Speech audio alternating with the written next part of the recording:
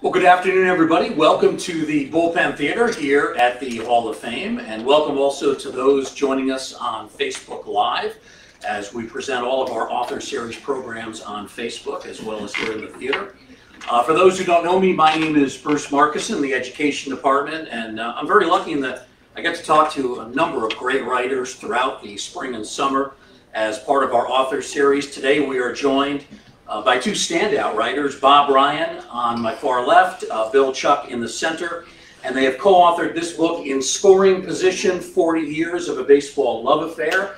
Just to give you some background on our guest, Bob is a longtime sports writer. He has been an ESPN reporter and commentator, authored 15 books, as he told me earlier today.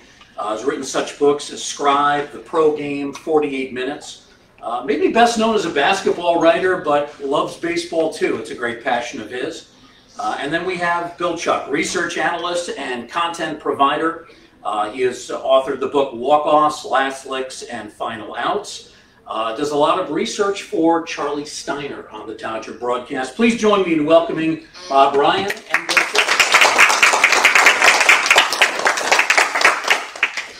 Bob, I think this is one of the interesting things about your career is that you are so associated with basketball, the NBA, but you have been a passionate baseball fan your entire life, and that's something that maybe not everybody realizes. Not everybody. People that know me well, and over the course of time in Boston, I've made it clear, but when people don't know me from outside of the basketball, they don't know.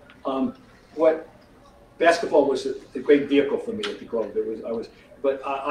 My two foundation sports, I call them when I was growing up in the 50s in Trenton, New Jersey, were baseball and college basketball. Those were the two foundation sports. I followed many other things over the years. But baseball has always been there. And as I mentioned in the foreword to the book, basketball is what I'm known for, but borrowing from Duke Ellington, baseball was my mistress.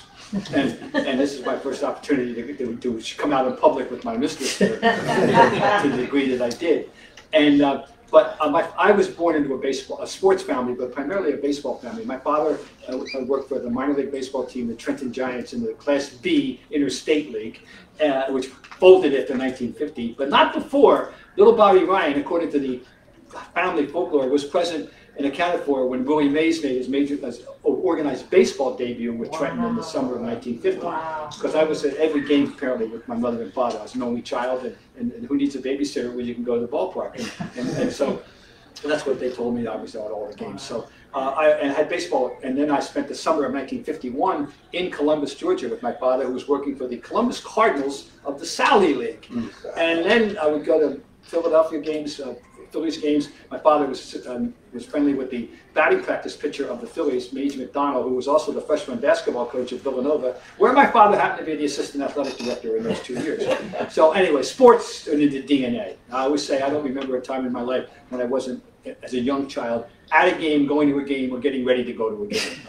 But baseball was always number one. And if you would ask me at age 20, you have a choice. We're going to present to you, you would be a baseball writer or a basketball writer. I would unhesitatingly have said baseball. But my opportunity, as it turned out, and it was a great one, came in basketball. And I love basketball. That's the one I could play. My baseball career ended after the Little League because as a first baseman with a weak arm and slow feet, I was having trouble making the switch to the 90-foot diamond. It wasn't good. So my baseball career took a halt, but I did play basketball. But I love basketball, and basketball was very good to me. I no regrets. But over the years, I never lost my love for baseball, and so that's now the world now knows it. Your first baseball memory, can you track it down to a No, that's the great age? thing. This is almost it's not a plant question. I'm glad he asked it, okay? Because I love this one. Most people, and I think everyone you here probably might be unanimous. Most people have this story about they remember the first time they went to the major league game, the green grass and the this and the that, and you went with my father or Uncle Sid or with your grandfather or with Uncle Henry or with, and you remember all that stuff. I have no idea. That's all we did. I have no idea. Now here's what I do remember though. My first visit to my favorite all-time ball club, which was Tiger Stadium. In 1972, I was in town to cover the opening day of the 72-73 NBA season which was also the opening day of the 1972-73 NHL season. And my compatriot Fran Rosa was in town to cover the Bruins and the Red Wings, and I was in town to cover the Celtics and the Pistons. However, the afternoon was Game 4 of the 1972 ALCS. And in addition to the 2 columnists we already had there, we also covered that game as the right sidebars. Tigers won the 10th inning on a walk-off by Al Kalon, though we did not have that phrase then. So anyway, I was in love with it. That was the green on green. I've never seen a ballpark, but everything was green. The whole ballpark was painted green every which way, including every seat, which later changed, unfortunately. But I fell in love with Tiger Stadium, and it became my favorite ballpark of all time. And there's never a better seat to see a game than upper deck low in Tiger Stadium. And so that I can tell you, but not as a child. It was always part of what we did. Bill, how about you? Your love affair with baseball, how far back does it go? Okay, first of all, I will answer that question, but I must preface. I just loved listening to his stories. Oh my goodness, can you imagine how lucky I was that every week as we were writing the book, the 2 of us would have Zoom calls, and we would talk about these things, and we would go over. We went over hundreds of games before we chose the ones that are in this book. You know, we spent a lot of time laughing and saying, "Oh my goodness!" And my wife would always tell me, she could always tell when I'd spent some time with Bob on the phone that day because I was in a good mood all day. The other thing that, in case nobody mentions, is that yes, Bob's a pretty fair basketball writer, and he is in the Basketball Hall of Fame, just like the great writers who are committed to baseball are here in the Baseball Hall of Fame. So I don't want that to go unnoticed. It's the Kurt Gowdy Award, right? Yes, yeah, exactly. Very prestigious. Yeah. Right. So now, my first, I don't have the same background as Bob by any means. My dad was a haberdashery salesman. My mom was a secretary, and which just speaks to how old and long ago that was, because haberdashery doesn't exist anymore. Harry Truman was supposed to be a haberdashery. Right.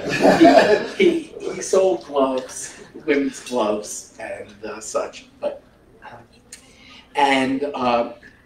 My first recollection of anything was watching parts of the World Series of 1959, the Dodgers against the White Sox.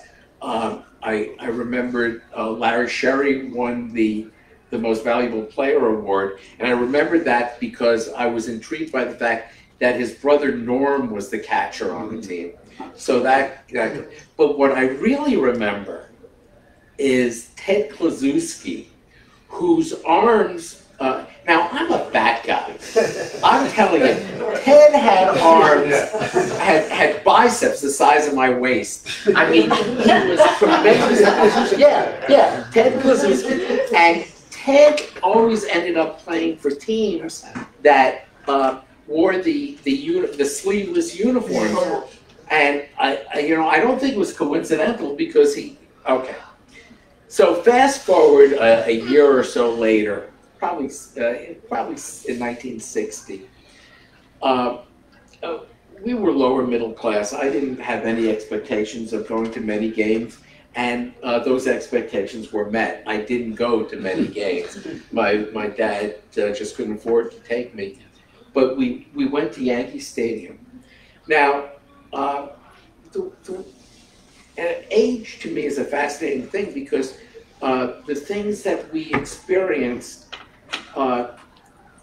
because of the change of the world. So I only saw baseball on a black and white television. That's all I ever saw. Yeah. We watched it on the black and white television in the living room.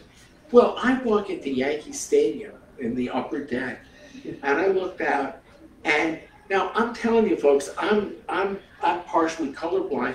I will never forget the green that I saw on that field. It was the most magnificent thing that I'd ever seen. And if anybody doubts of love at first sight, well, I'm telling you, I fell in love with baseball that day. The Yankees beat the Indians in spite of the fact that Tito Francona played, Terry Francona, the manager of the Guardians, played for that team. And by the way, just to let you know, before the book was published, I went through every reference to Cleveland, and I think I got them all. I don't think we had the word Indians in here. We referred to it as the Cleveland Nine, and I got rid of the tribe and all those things, but I did the best I can. And if you find a mistake, I apologize for that. And here's something very interesting, and it kind of speaks to the idea that we both believe that there's so much to talk about in baseball that we never talk about at all. And I honestly believe, and I truly believe, there's more conversational fodder involved in baseball than all the other three major team sports put together.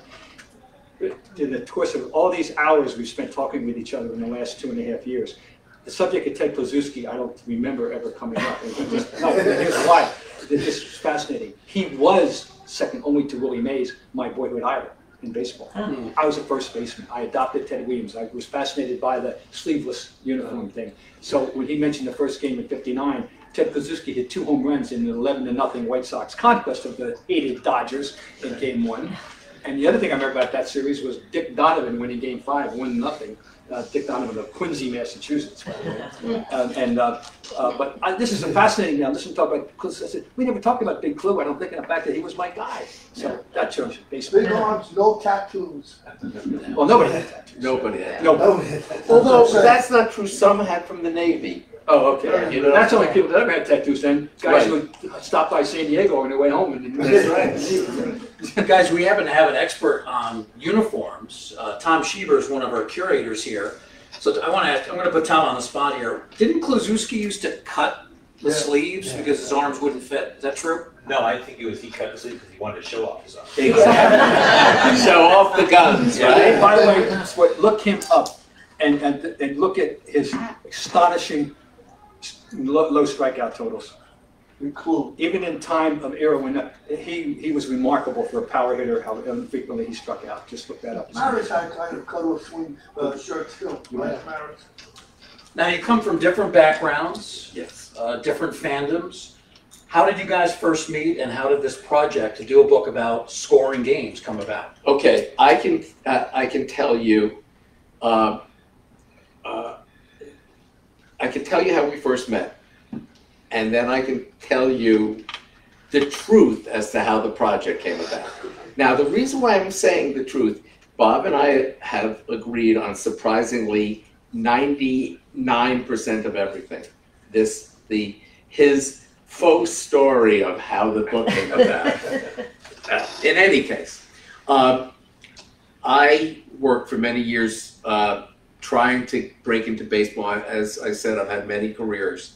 And I would send things to different writers and throughout the country, and a number of who would pick them up. And the great Nick DeFardo would include me in every week at the bottom of his column, which was the ultimate Sunday column, Sunday baseball notes column, started by Peter Gammons, who.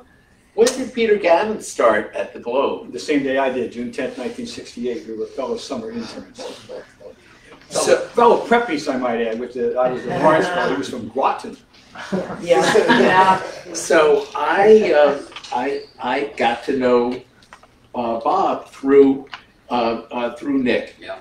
Well, I'm at the ballpark with my friends Alex and John, and Alex says to me, "You know, Bob Ryan, he sits up there, a few rows back, section 23, 19, sorry." And by the way, one other thing, just so that you know, Bob Ryan's recollections of things are as sharp as Vermont cheddar. It is the most, a good upstate New York cheddar. And it's just remarkable. So in any case, of course, though, he would know what section he is. So I said, well, I've got to meet him. So I roll up my scorecard so that I don't drop it on the frequently beer-stained ground at Fenway. And I go up and say, Bob, Bill, thank you, because we'd been in touch electronically forever. And he said to me as he sees the rolled up, he says, "You keep score?" I said, "Well, yeah." I mean, it's like, you know, you go to a ball game, do you breathe when you're there? Yeah, so I keep score. Okay. He said, "Well, I got to tell you."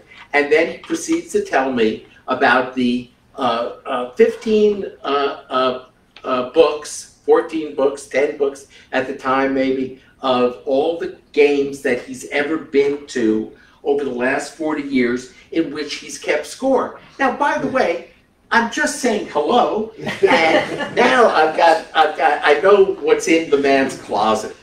And so, okay.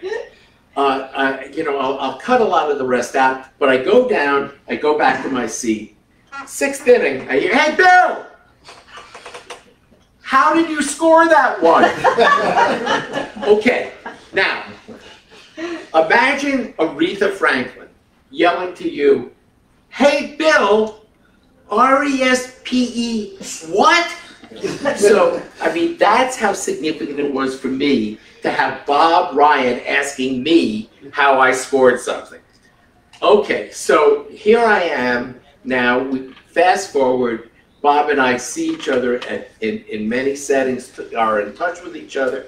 One I tell people all the time, Bob, for those of you who've seen him on television, know that he's a very emphatic speaker. And I saw him one time at Fenway Park during some kind of exhibition, and he asked my opinion on something, and it turns out that Bob agrees with me, which I find is something that happened with us a lot. But Bob is emphatically explaining why it's right, and I say to him, "Bob, people are going to think you're yelling at me." Okay, so now the books themselves. Here's how it came about. In 1977, I became the Globe's beat man on the Red Sox beat. Peter Gammons had just left the Globe to go to Sports Illustrated for the first of 2 times that he did that. And I had just gotten off 7 years of covering the Celtics, and it dovetailed perfectly. I wasn't sure exactly what I was going to do once I got off the Celtic beat in the end of the '76 finals. But and then in the middle of '76 he leaves, and I get excited about the possibility of picking up baseball. And I volunteer, and I wound up splitting the job for the last 2 months of the '76 season with Larry Whiteside, who, by the way, is also enshrined here with the Fripp Award Globe. And I got the beat in '77. So, starting in the middle of spring training, I arrived in the middle of it. I started covering scoring games. I scored every game that I went to in spring training that year, which I never did again. Nobody scores spring training games. But I was so excited. I was just so excited about getting a chance to do baseball. And I thought it was what I should do, and I scored intensely all the spring training games as well. So, starting in '77, I covered the season from start to finish, including the World Series, which ended with Reggie, which is a story I want to tell about that here. And it's about 130 games for the regular season that year. You don't do every single game. You get a day off now and then. But and then at the end of that season, guess what? Peter comes back from Sports Illustrated, and rightfully resumes his job because he's the best baseball writer Boston ever had, if not anybody ever had. And however, I still liked scoring and felt I'm almost naked if I go to a game and don't keep score. I continue to, anytime I go to a game, whether I was working or not working, I keep my book. And I maintain that up to 2 days ago, or 3 of it today, Wednesday up to Sunday at the ballpark. I score every single game. So that means that if we're going on vacation or leaving town, or I was going out on a baseball trip, a basketball trip in the spring, I would make sure I always took my baseball book because, as everyone knows, you never know when a baseball game is going to break out. And I'll give you an example of that about a college game that's in there that's fascinating. So I truly, people look at me and they doubt that I'm telling you, I could take the sodium pentothal, I'll take the lie detector test, I will do it. I have scored every single game, a major league, minor league, and this one phenomenal college game that I've been to since 1976. Olympics. And the Olympics, including the first Cuban loss, which was to the Netherlands in Melbourne. I have the 1976 gold medal USA women's softball victory over China, which was in Columbus, Georgia. So I got a few extra things like that. That's right. Bob, when you were a younger fan, before you became a writer, did you score games? I scored lots of games. See, people, and that's the thing about the funny thing about this as 40 years, it's only off by about 30. No, I mean, seriously, I'm 76, so we can truthfully say it's a 71-year-old love affair with baseball. Okay? So, I mean, I scored many games, but I didn't have those particular scorebooks. You know, somewhere in my minor league book, which I wrote 50 years ago, you know, this year I researched, I have all kinds of scorebooks from the programs that I went to at home right now. I mean, so I scored many games, but the point is that not everyone. But I'm telling you that every game I've been to is a 77. And by the way, you marry the right person, it's always a good recommendation, by the way, you know, to have a wife who not only who appreciates what you do, so we could do things like take a week's vacation and go to Chicago just to go to this Comiskey Field and Comiskey Park and Wrigley Field, and then stop at various minor league places along the way, including many places in the late-lamented New York Penn League, such as Batavia, Auburn, Binghamton, Wellsville, etc. I got some New York Penn League games in there. Hudson Valley, yeah, I got them in there. Williamsport, where the Penn fences. Oneonta? Yeah, Oneonta, Yankees, of course. Jamestown? Yeah. Jamestown? No, didn't beat at Jamestown. By the way, that's another story. We talked today about the Lucille Bowl Museum. But anyway, okay, so I've scored every game, and that's the story. Yeah. Oh, now that 77 Red Sox team is fascinating because you had three really intriguing personalities. You had George Boomer Scott, Bernie Carbo, and Bill Spaceman Lee. I got Lee, 2 of the games in the book, but Lee with a 78 pitch complete game, and later that year with a 79 pitch complete game. And Bill Lee's comments on the games are priceless, of course. Yeah. You know, that's part of the fun. Now, part of the thing about the book is whenever I could have introduce a personal anecdote attached to the game, you know, that's important, and I have those in there as well. And but the other thing, they hit 233 home runs that year. Yeah. They went down to the last day of the season. They got actually eliminated on Friday night, but they were in the race all year. Yeah. And it was a fascinating year, and what a lineup that was. You can imagine, you know. And do you have a favorite Boomer Scott story?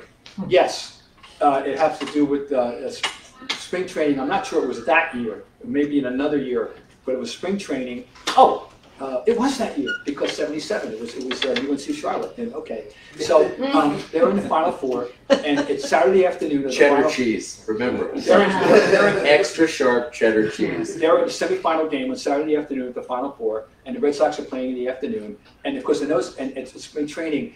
You could go to the clubhouse during the game. During the game, you know, if the players from out of the game down talk to them, you know, there's no boundary. Boomer loved basketball. Loved Mississippi. Prided himself on basketball. Thought he was a good basketball player.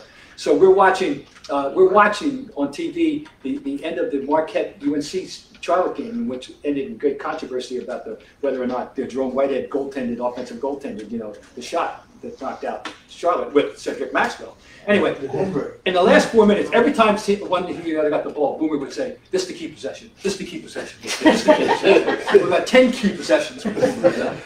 Another time, though, I remember sitting with him doing a rain out in Boston once, and we were sitting here watching before the game, waiting for and he was telling me about growing up black in Mississippi, and I mean, as a child, in that it was spellbinding. And I was very fond of Boomer. Still going on. I know, but I'm just saying that's answered the question. He had his favorite glove. He had this glove called the, you remember his first base? I remember there was something, yeah. It was Black Beauty or Black Betsy, something like that. Yeah. I'll tell you one thing right now, and I think about this. If I were going to construct my all-time, in my experience, you know, which states from '64, my experience, all-time Red Sox defensive team. The team, it's the 9th inning, and I got to protect the 1-1 lead. And who are my 9 defensive players, including the pitcher? And I have never forgotten who the pitcher should be, by the way. He's one of the other nominations for the best fielding pitcher they ever had. Well, Boston, great defensive pitcher. I don't know, but he would be the first baseman. Wait, I thought Bill Buckner. That's the manager's fault. He wanted, McNamara had one a moment of sentimentality, right. And he wanted Buckner out there after he'd been placing with Stevenson all year. I know. So I wanted to ask you a question about scoring. Do you only score when you go to the ballpark? Yes. Or do You don't score games watching on TV. No, and I've got boxes and boxes of baseball cards, but I would score a game in a scorebook that I would buy at the. Bob's got the official scorebook. I'd buy a program like everybody else, which, by the way, it's not the easiest thing to do anymore in a ballpark. Yeah. And I would score that, and on the way out, I'd dump it in the garbage pail, and that's why baseball cards are expensive today, because everybody dumped baseball cards. Yeah. I did find a 1964 Yankees scorecard at home. So I've got that at least. Yeah.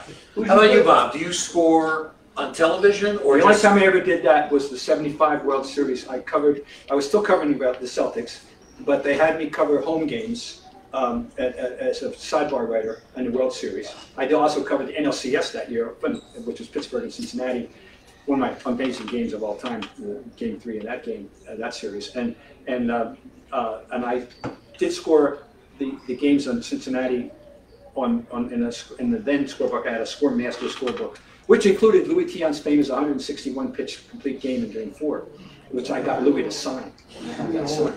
I have that signed. I know he should be in the Hall of Fame. And team is over with the Red Sox. You see the best defensive positions. You got Scott first. The best defense. Yes. He was saying. Inventing the whole team. Yeah. The best defense. Who's Malzone at third. Right. We want to get the conversation focused. Well, I'm going to give you the shortstop because people don't remember him, but if I had Pokey Reese was the best shortstop I ever saw. Pokey Reese. Yeah. Okay. Another question about scoring. Yeah. What's the hardest part? For me, I always have trouble keeping track of the runners. I always forget about the runners, Rundowns. where they've gone. Rundowns, if they get complicated. You don't have space to even get the numbers in, in my book. There's larger books available, but my book, there's only so much you can do in that space. So rundowns, of course, I would say. You see, to me, the hardest thing to score. Remember, I'm a researcher. Bob's first hand. I'm a second hand kind of guy. That's the nature of my work. The hardest thing for me in looking at a scorecard is, I see he went to the opposite field on this.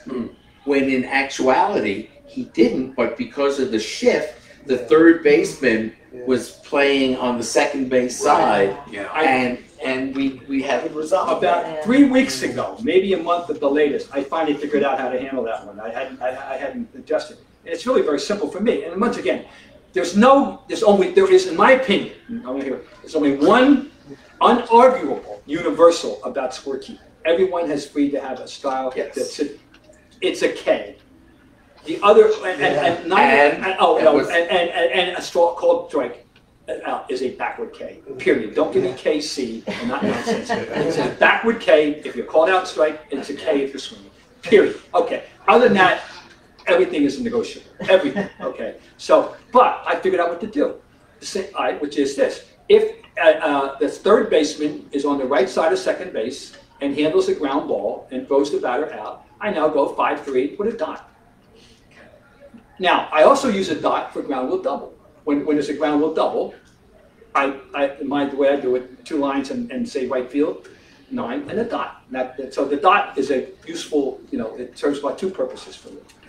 I just figured that one out like 3 weeks ago because I like Bill. I said, what do we do with this? And all right, I'll put a dot. Now I know he's got it. Same thing. But the assist goes to the third baseman. Right, you go 5-3 with a dot. So people, But the assist counting goes in for the third baseman. I know. Leave that to the bookkeepers. I don't know. What's distinctive or most distinctive about the way that you score games? Well, first of all, I'm a believer, as I write in the book, that if you know how to score, you can always claim that you're bilingual, because it's a language that all of us who know baseball know how to score. A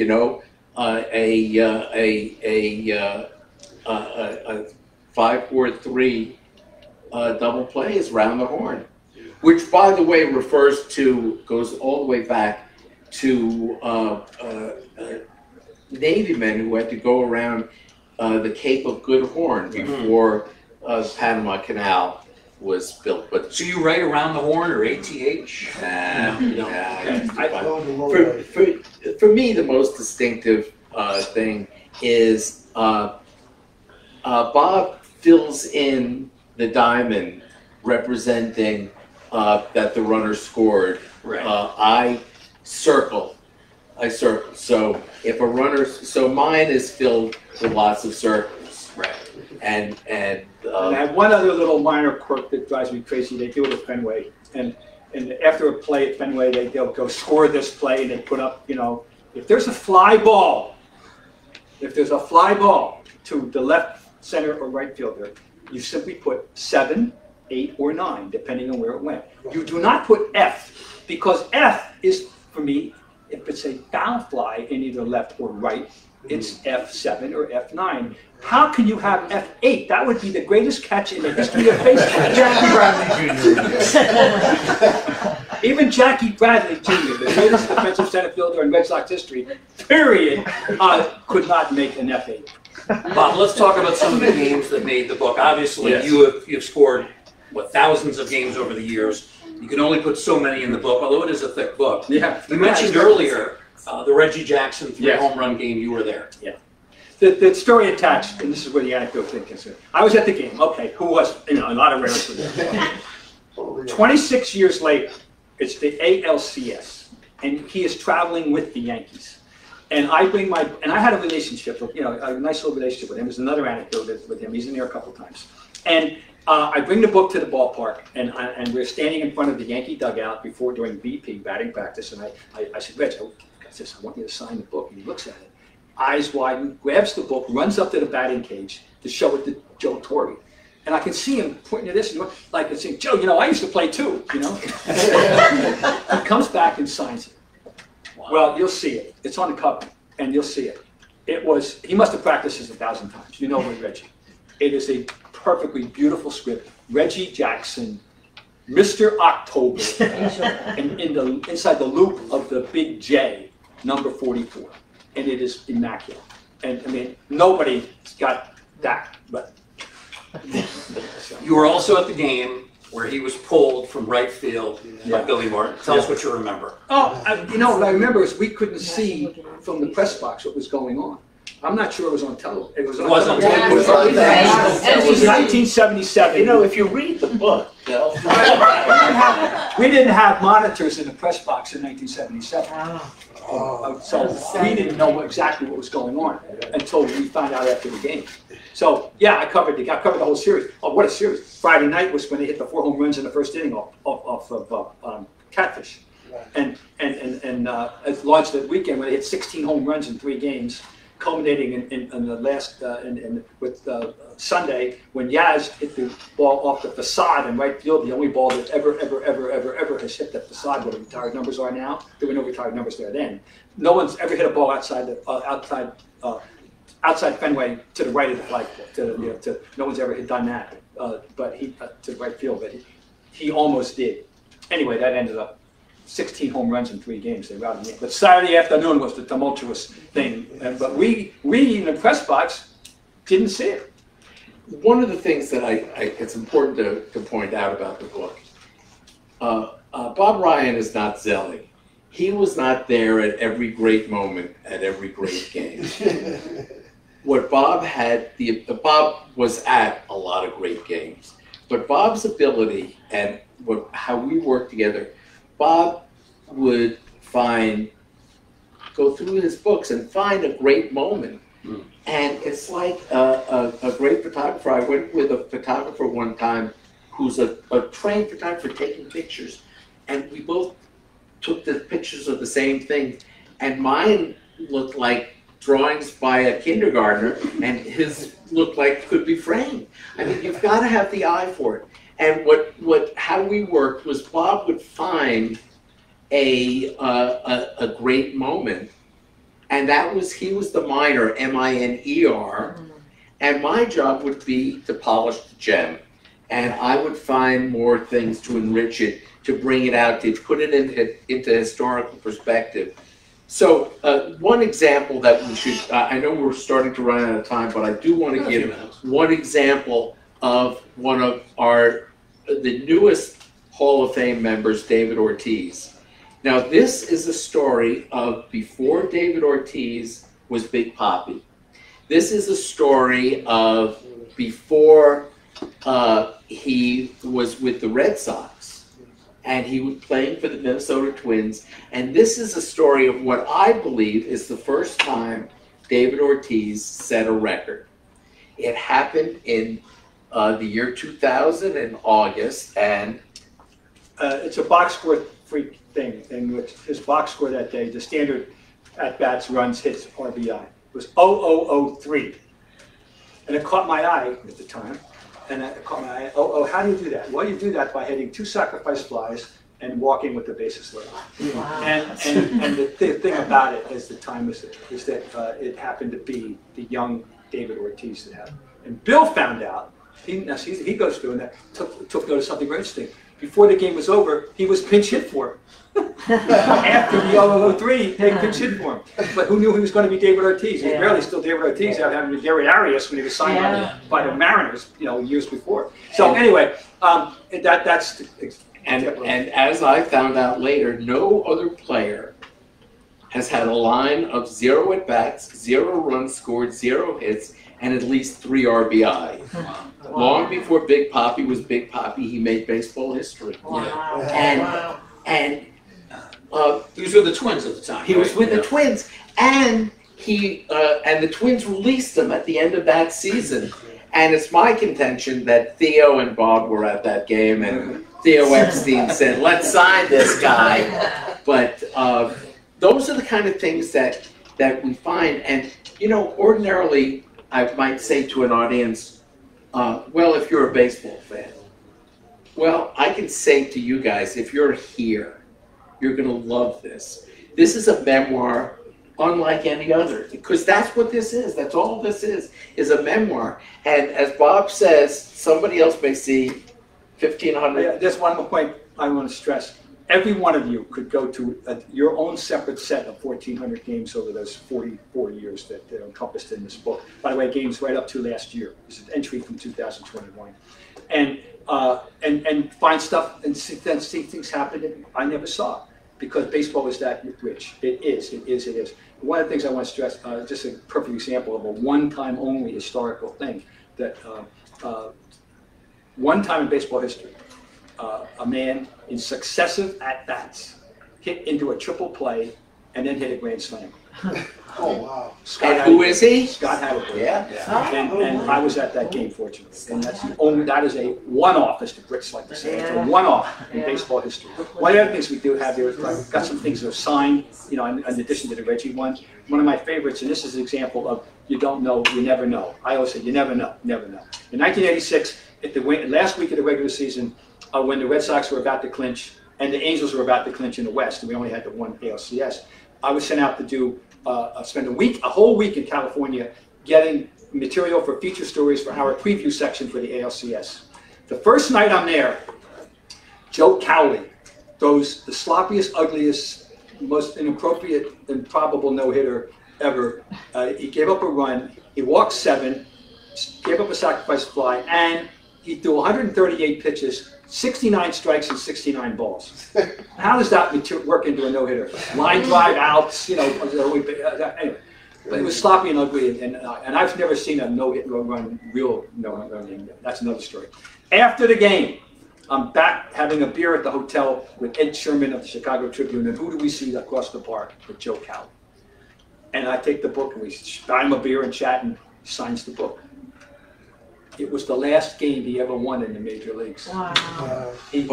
Joe Cowley was traded soon after to the Phillies. The wildness that he showed in that game was indicative of a wildness that he never could shake. Wow.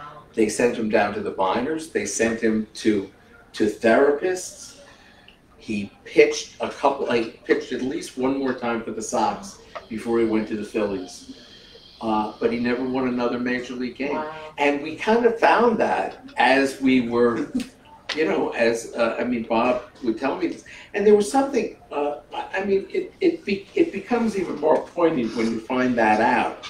But I was struck immediately by the fact that here he was, he just pitched a no-hitter. I don't care how sloppy it was, but he was by himself in the bar. We wondered what that was all about. And I'm just so glad that Bob brought him a beer. And Eddie Sherman, I'm sure he would take. Yes.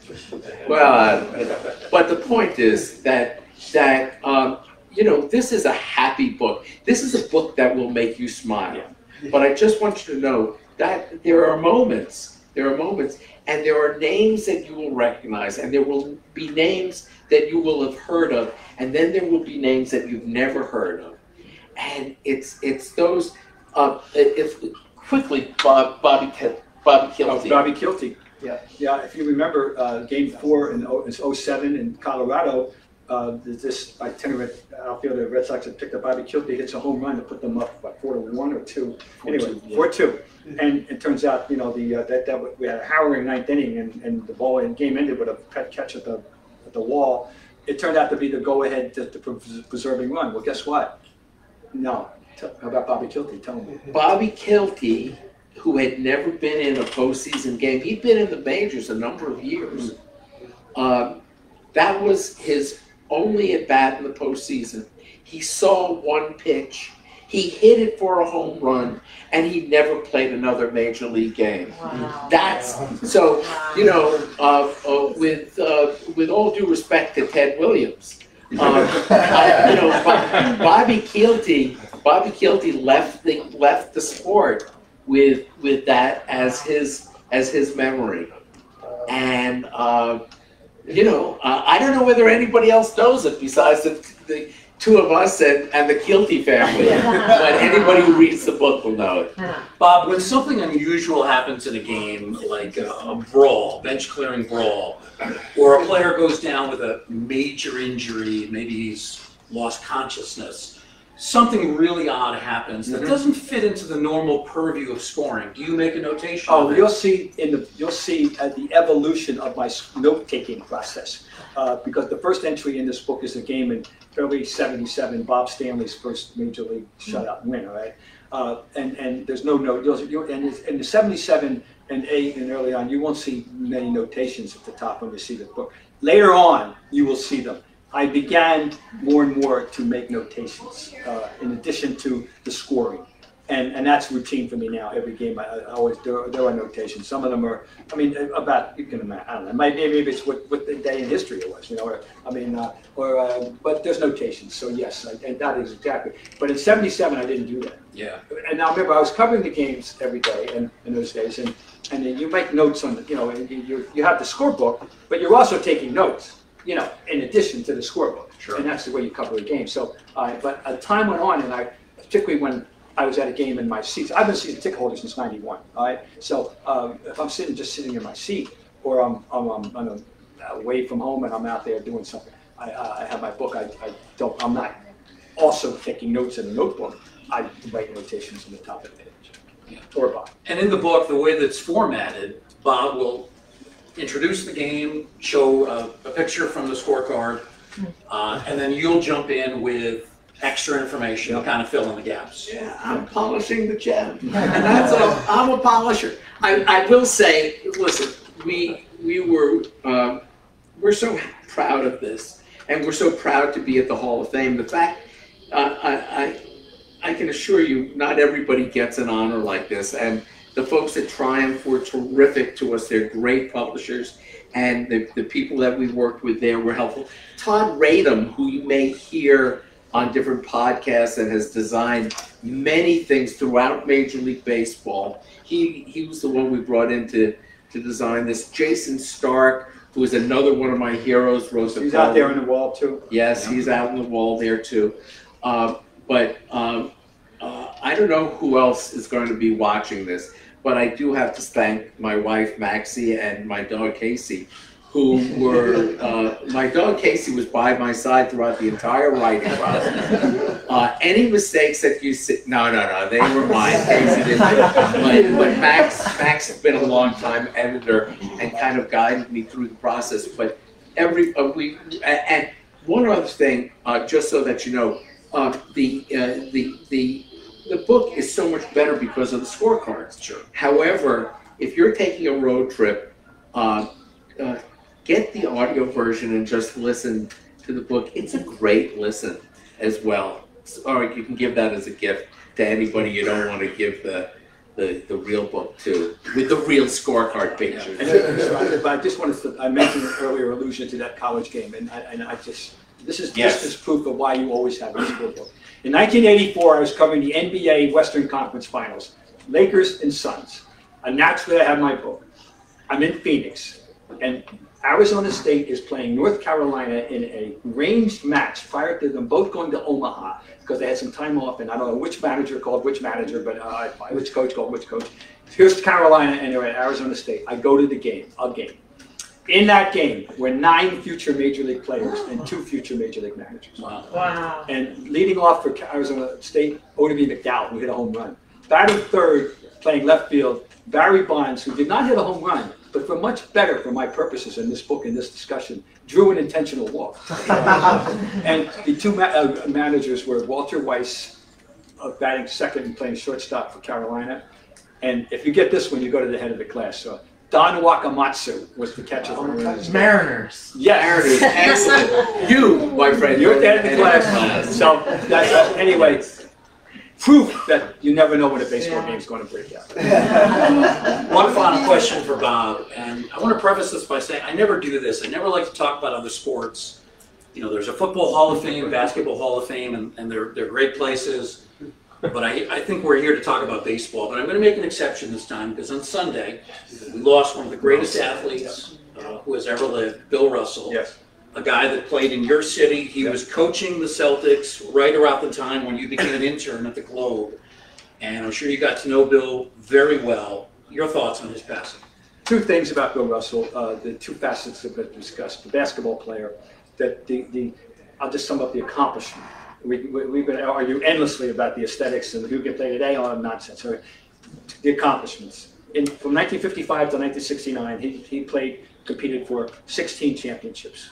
2 NCAAs, 1 gold medal in Melbourne, and 13 NBA championships. It just so happened his teams won 14 of them, in which he was the main thread. And in the 15th and 58, he was injured against the Hawks. And I think only people in St. Louis were delusional enough to think they would have beaten the Celtics if he had been healthy. That's the accomplishment. And we can talk about this style when he used the block shot, the basketball, blah, blah, blah. More important, the man.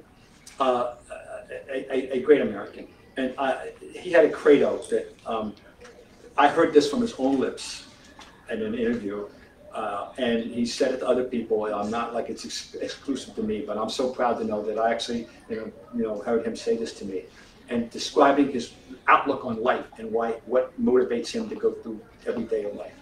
Quote: "My citizenship is not a gift; it's a birthright." Unquote. But by that he meant that he did not need the validation of white America to eat, sleep, vote, or do anything, or work, anything, because it should have been automatic, as like any other American, because he was born in America, and that sums it all up. Of what the whole point of all that kind of pursuit is. I've never heard anybody phrase it better or present. So that's what you should think about when you think about Bill Russell. My citizenship is not a gift; it's a birthright, and he lived every day of his life to pursue that. Yeah, and the city that he played in was not always welcoming. Not at all. And he overcame it. Yeah. Yeah. Great Bill Russell. We want to thank Bob Ryan, Bill Chuck for joining us. The book is terrific. A lot of great stories in scoring position. 40 years of a baseball love affair. The book is available for sale right outside in our bookstore, and Bob and Bill will be available at the table in the atrium to sign personalized copies of the book. If you'd like to ask questions one-on-one, I'm sure they'll be happy to answer that as well. Let's hear it for both Bob.